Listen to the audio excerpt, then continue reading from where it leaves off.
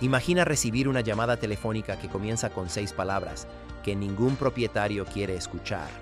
Alguien se lesionó en la propiedad en renta. Una pareja había pasado años ahorrando para su primera propiedad de inversión. La repararon, encontraron inquilinos y usaron el ingreso de la renta para construir un futuro más seguro para sus hijos. Pero eran propietarios a título personal. Nunca formaron una LLC ni separaron las finanzas de la propiedad en renta de las suyas. Entonces ocurrió un accidente grave en la propiedad. Siguió una demanda.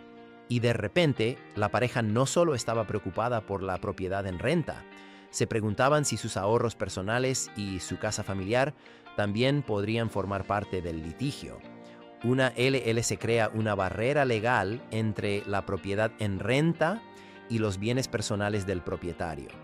Cuando se forma y se mantiene correctamente, la propiedad queda titulada a nombre de la LLC, sus finanzas se mantienen separadas y las demandas relacionadas con la propiedad en renta se limitan a los bienes que posee esa empresa, en lugar de alcanzar automáticamente la casa y las cuentas personales del propietario.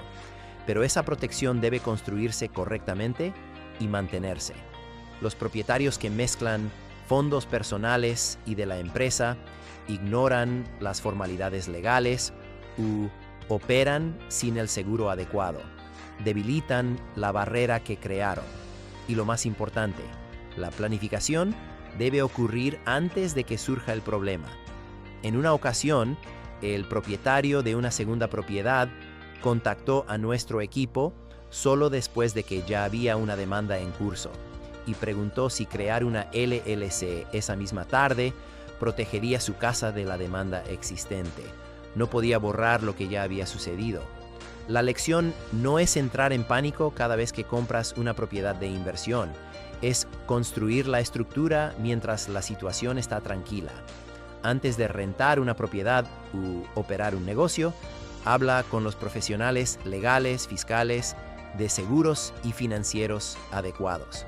Decide cómo debe estar titulada la propiedad, mantén registros claros y asegúrate de que la estructura esté coordinada con tu plan patrimonial. El objetivo no es simplemente ser dueño de una LLC. El objetivo es crear y mantener un sistema bien pensado que proteja lo que estás construyendo y que le facilite a la siguiente generación continuar con ese legado.